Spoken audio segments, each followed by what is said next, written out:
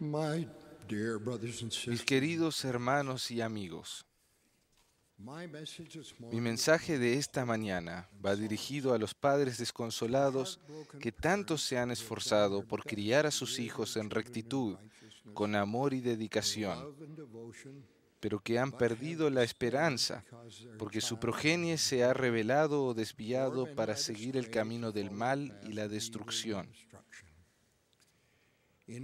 Al presenciar su desoladora angustia, recuerdo las palabras de Jeremías. Voz fue oída en Ramá, Raquel que lamenta por sus hijos y no quiso ser consolada. Pero el Señor la consoló de este modo. Reprime del llanto tu voz, porque salario hay para tu trabajo, y volverán de la tierra del enemigo. Debo comenzar diciendo que la palabra del Señor a los padres se encuentra en Doctrina y Convenios, sección 68. Y además, nos dice la Escritura, si hay padres que tengan hijos en Sión o en cualquiera de sus estacas organizadas, y no les enseñen a comprender la doctrina del arrepentimiento, de la fe en Cristo, el Hijo del Dios viviente, del bautismo y del don del Espíritu Santo por la imposición de manos al llegar a la edad de 8 años, el pecado será sobre la cabeza de los padres. Se instruye a los padres a enseñar a sus hijos a orar y a andar rectamente delante del Señor. Como padre, abuelo y bisabuelo, acepto estas instrucciones como la palabra del Señor y como siervo suyo, insto a los padres a seguir este consejo fielmente. ¿Quiénes son buenos padres? Aquellos que amorosa, cuidadosa y dedicadamente se esfuerzan por enseñar a sus hijos, por precepto y por ejemplo, a orar y a andar rectamente delante del Señor. Es cierto, aunque algunos hijos sean desobedientes o del mundo, los niños nacen con espíritu y personalidad propia. Algunos plantearían dificultades a cualquier tipo de padre y bajo cualquier circunstancia, y tal vez haya quienes hasta serían una bendición y una fuente de gozo para la vida de casi cualquier padre o madre. Los padres que tienen éxito son aquellos que se han sacrificado y esforzado por dar lo mejor de sí según sus circunstancias familiares. Resulta imposible mensurar el amor de los padres por sus hijos. No existe otra relación semejante. Excede incluso al aprecio por la vida propia. El amor de un padre por su hijo es continuo y va más allá de la desolación y el desánimo. Todo padre ruega y anhela que su hijo tome decisiones sabias. Aquellos hijos que son obedientes y responsables constituyen para sus padres una fuente inagotable de satisfacción. Pero, ¿y si los hijos que han sido instruidos por unos padres fieles y amorosos se rebelan o se apartan del camino? ¿Hay esperanza?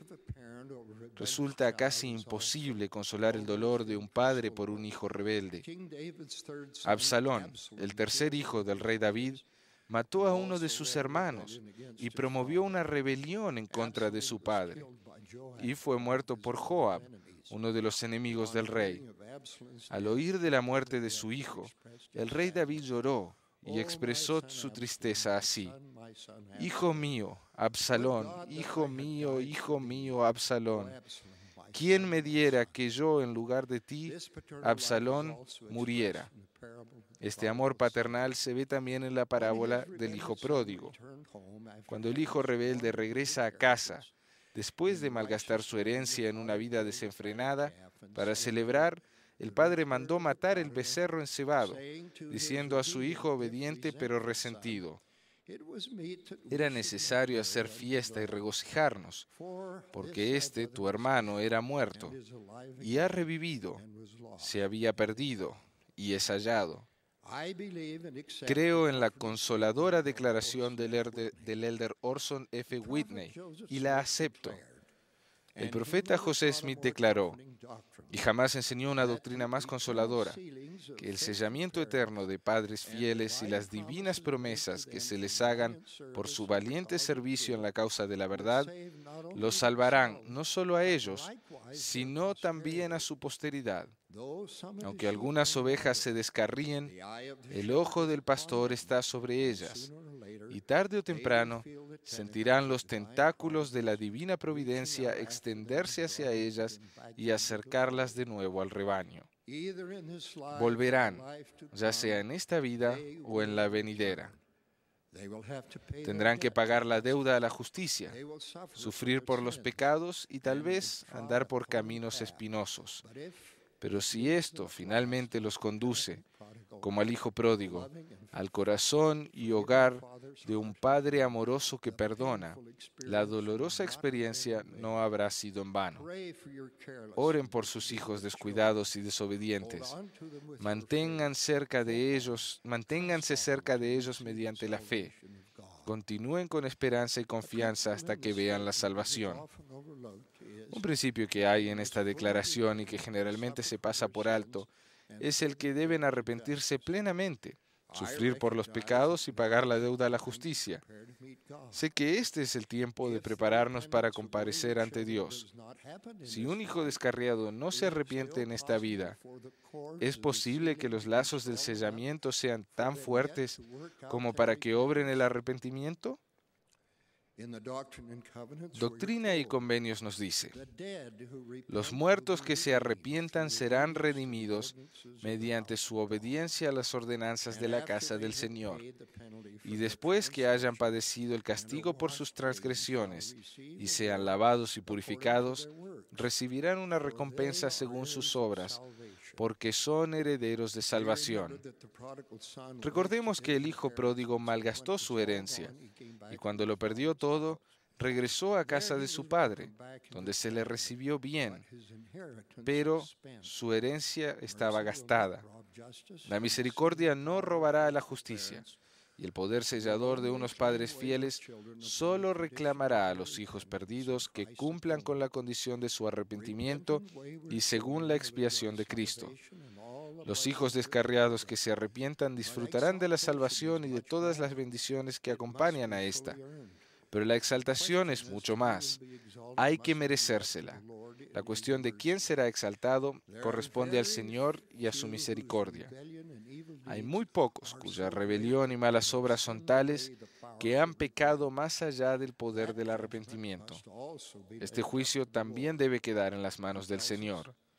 Él nos dice, yo, el Señor, perdonaré a quien sea mi voluntad perdonar, mas a vosotros os es requerido perdonar a todos los hombres. Tal vez no se nos permita entender completamente en esta vida lo perdurables que son los vínculos del sellamiento de unos padres rectos con sus hijos.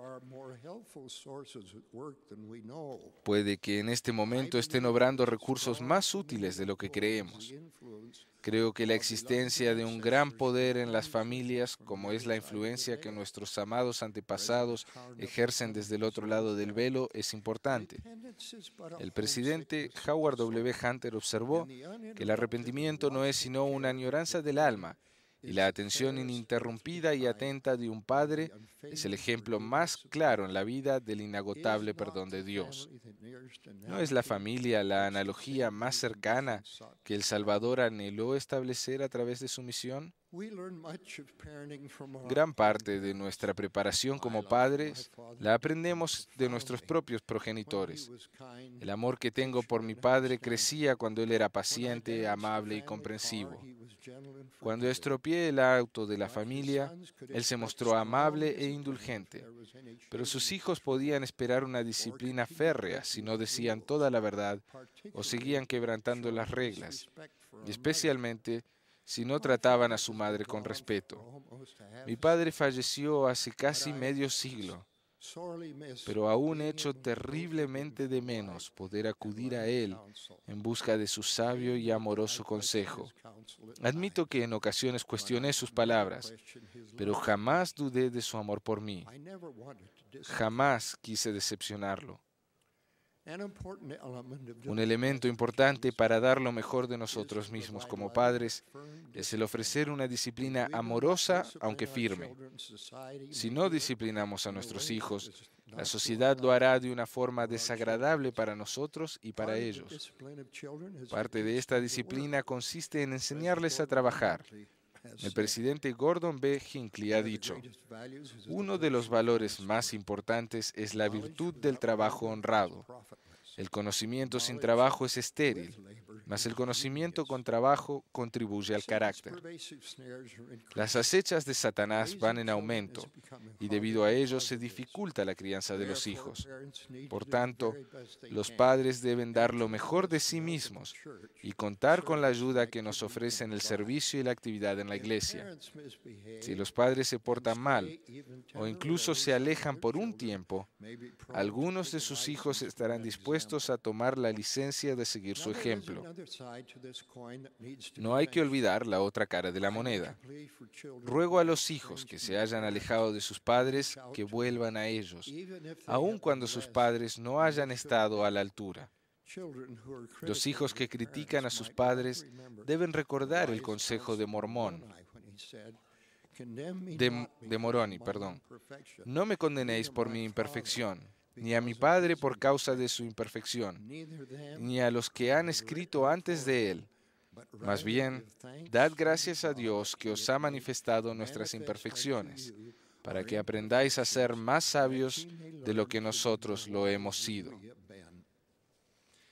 Cuando Moroni visitó al joven profeta José Smith en 1823, le citó lo siguiente sobre la misión de Elías.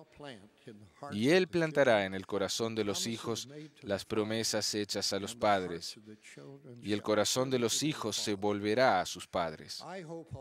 Espero que todos los hijos terminen por volver sus corazones a los de sus padres y madres. De joven conocí a un matrimonio que tenía un hijo rebelde que se distanció de la familia, pero que en sus últimos años se reconcilió con ella y fue el más atento de los hijos. A medida que nos hacemos mayores, la influencia de los padres y de los abuelos al otro lado del velo también se incrementa.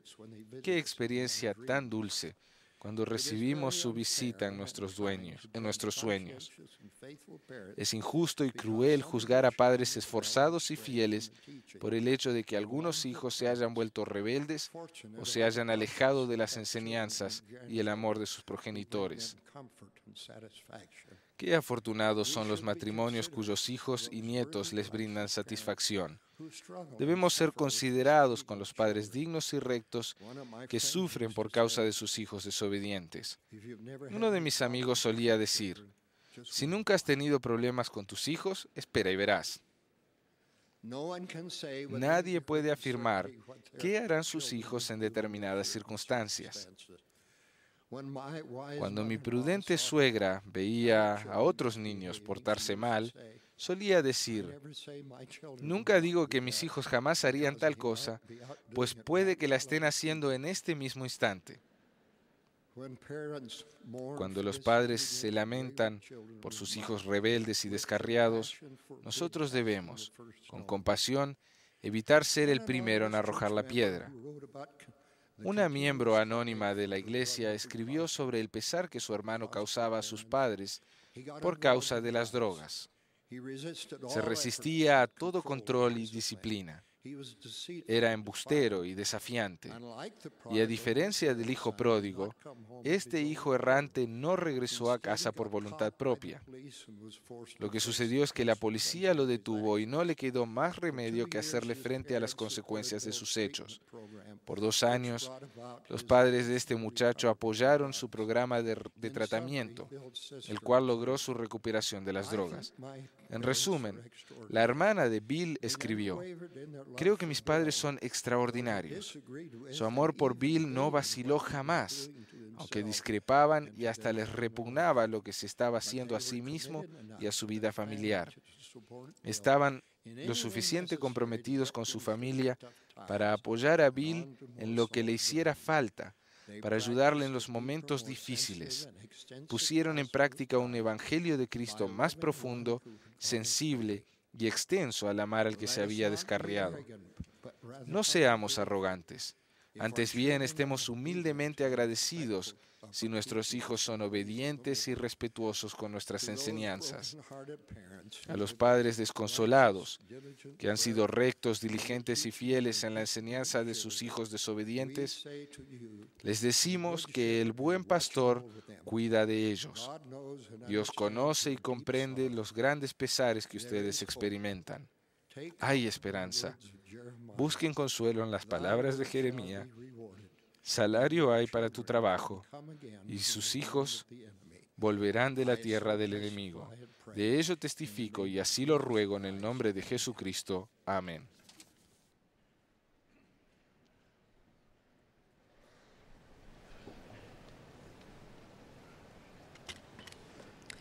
Thank you, President Faust.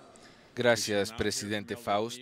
Ahora escucharemos las palabras del elder Neil A. Maxwell, del Quórum de los 12 Apóstoles, quien tomará la palabra antes del elder Dennis B. Nusswander, de la presidencia de los 70. Después, el coro y la congregación cantarán el himno número 40, ¡Qué firmes cimientos! Después, la hermana Susan W. Tanner, presidenta general de las Mujeres Jóvenes, y el elder Richard G. Scott, del Quórum de los 12 Apóstoles, quien ha pregrabado su discurso en español, nos dirigirán la palabra. Después de él, el coro entonará Ya rompe el alba. Elder Maxwell.